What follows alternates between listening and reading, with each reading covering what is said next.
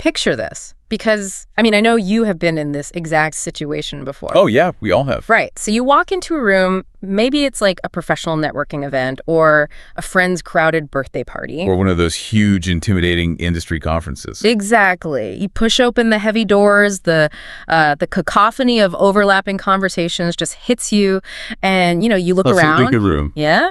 And you spot someone across the room that you genuinely want to talk to. Maybe it's someone whose work you really admire. Or just someone who looks incredibly interesting and approachable. Right. So you take a breath, you take half a step forward, your heart rate spikes slightly, and then you pivot. You bail. Totally bail.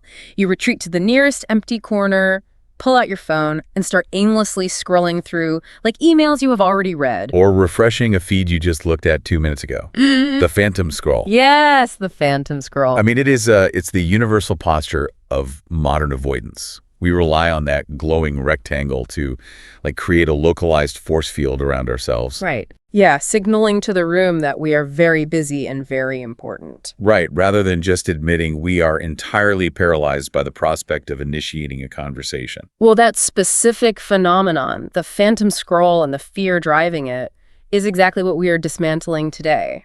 Welcome to the deep dive. Our mission today is basically to get you out of that corner, off that screen, and into the room. Exactly. And the source material we are working with is a remarkably concise guide focused entirely on tearing down social anxiety and, mastering the art of human connection. And rather than offering, superficial conversation starters, which never work anyway. Right. The material demands a massive paradigm shift right out of the gate. The core premise is that confidence is not some magical genetic trait you were either born with or you're not. It is a practiced skill. Viewing confidence as an innate personality trait, like something woven into your DNA like eye color, is a total trap. It really is. It just gives you permission to label yourself as, quote, just not a people person, and give up before you even try. Exactly. But when you reframe it as a skill, like playing the piano or driving manual transmission car, the clumsiness you feel in a crowded room is no longer a permanent fatal flaw. It's simply part of the learning curve. Right. You are not fundamentally broken. Yeah. You are just out of practice. The anxiety is a signal of unfamiliarity, not a signal of incompetence. Okay, let's unpack this. Because before we can start building up this skill of outward communication, our sources point out that we really have to look at the internal monologue first. The voice is keeping us glued to that corner in the first place. Exactly. The source highlights the paralyzing internal questions that just flood our brains the moment we think about walking up to a stranger.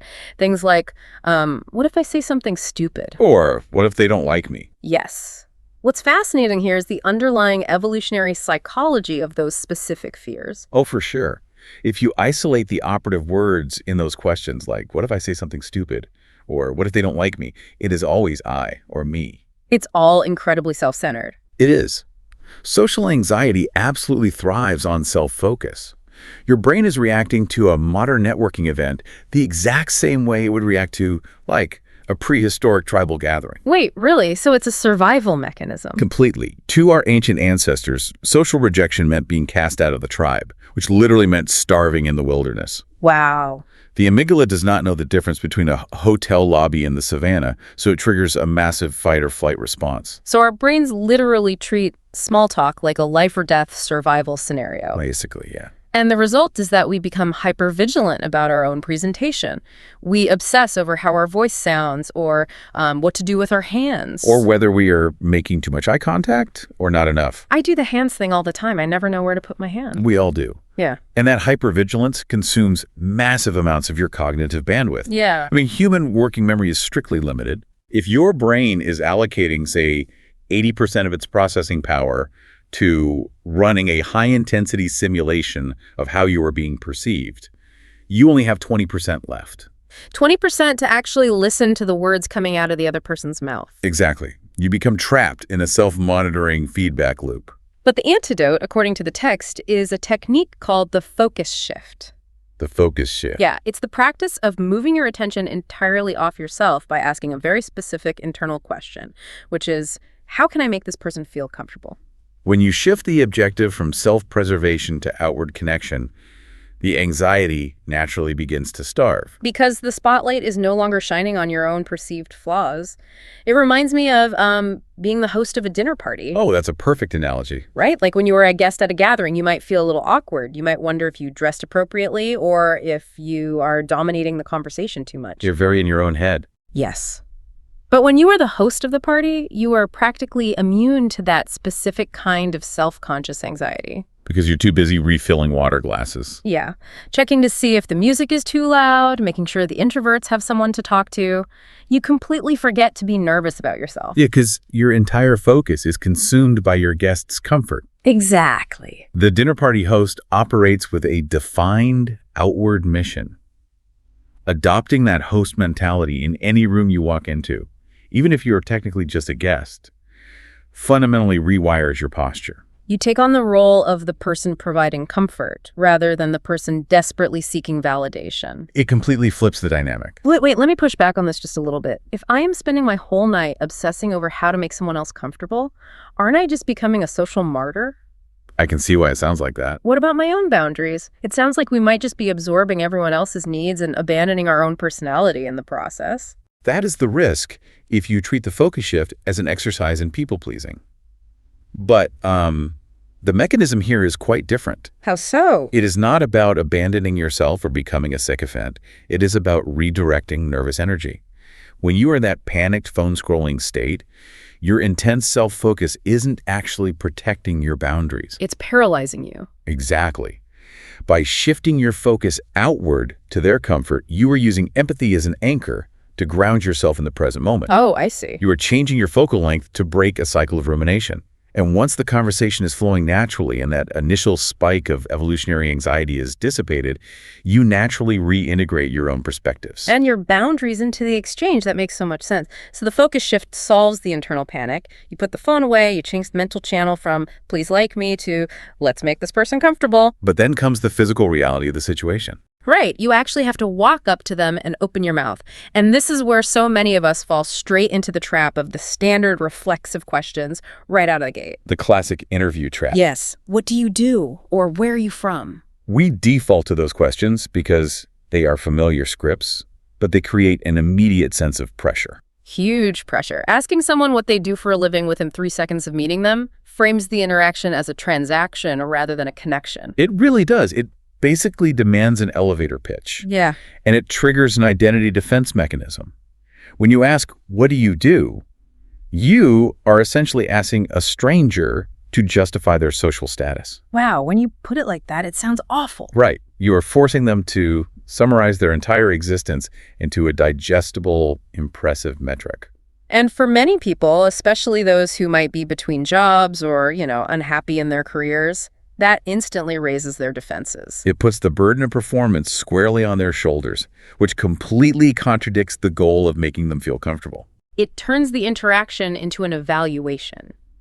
So the solution our source provides to bypass this trap entirely is the context method. That context method. Instead of interrogating the person about their background or demanding their resume, you comment on a shared reality to build a natural bridge into a conversation. And the text gives us some really great specific examples of how to execute this. Yes, exactly. The first is commenting on the immediate surroundings, perhaps by saying something like, "The food here looks amazing. Have you tried the sliders yet?" A classic. Or, if you are observing the broader environment, asking, "This music is great.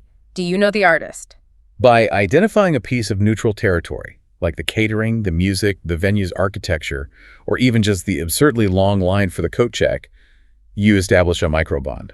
Because you and this stranger are experiencing the exact same environment simultaneously. Exactly. It is a low-stakes invitation to engage, rather than a high-stakes demand for personal information. Here's where it gets really interesting to me. Relying on the context method completely removes the pressure of having to come up with some brilliant, clever opening line. Oh, absolutely. I think so many of us stay hiding in the corner because we feel like we need to approach a stranger with a perfectly crafted joke or some wildly profound observation just to justify taking up their time. But asking if they have tried the sliders, that requires absolutely zero creative genius. Not at all. It levels the playing field instantly. You're two humans simply observing the same reality.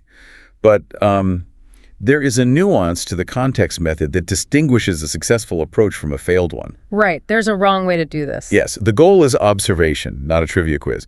If you point out the music and say, do you know what year this track was produced? You have accidentally stumbled right back into an interview dynamic. Yeah, you are testing their knowledge. Exactly. But saying, this music is great, do you know the artist? Or simply, the acoustics in here are wild, offers an observation that they can either agree with, disagree with, or expand upon. Without any fear of giving the quote-unquote wrong answer. You are throwing them a conversational softball. Okay, so the ice is broken. You bonded over the slow-moving bar line or the sliders.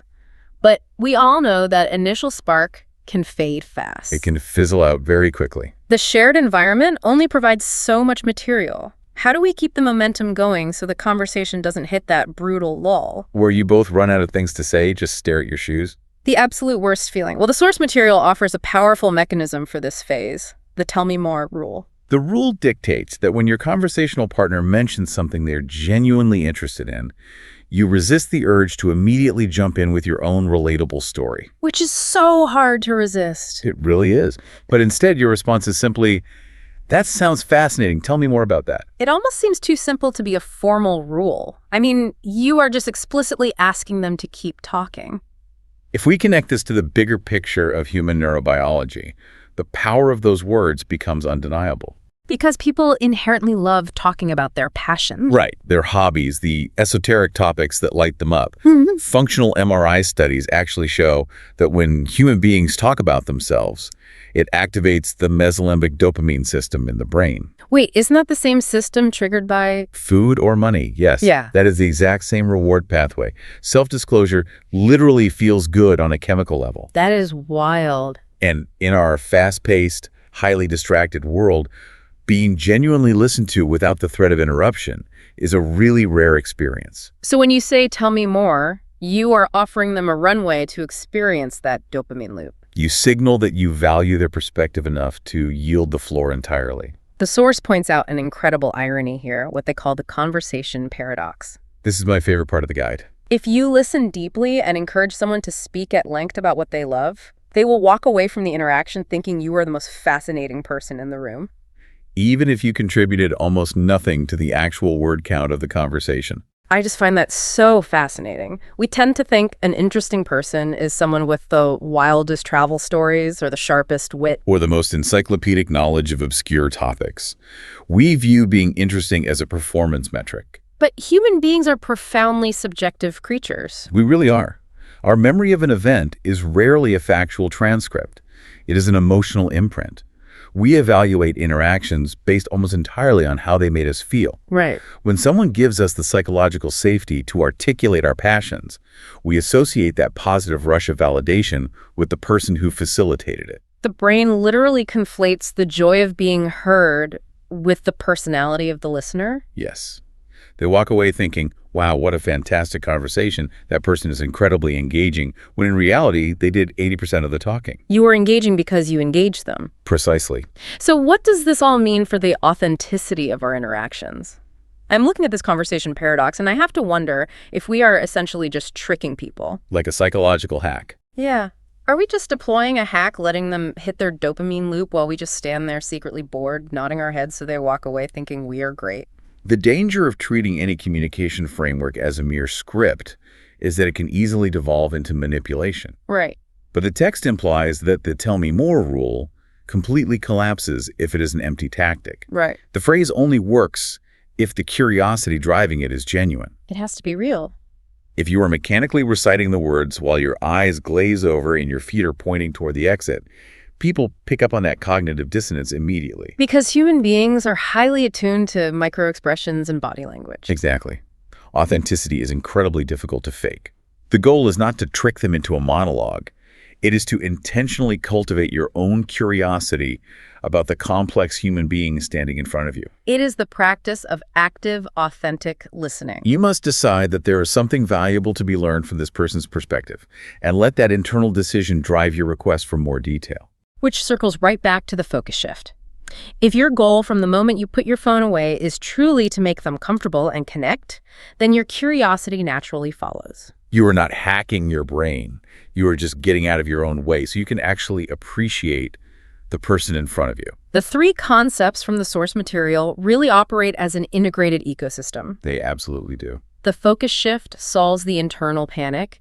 The context method solves the awkward initiation. And the tell me more rule solves the problem of sustaining genuine momentum. It's a complete toolkit.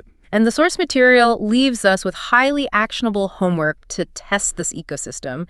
You do not have to try this out for the first time at the highest stakes networking event of your career. Or a massive gala. No, you can practice these skills this week by starting incredibly small.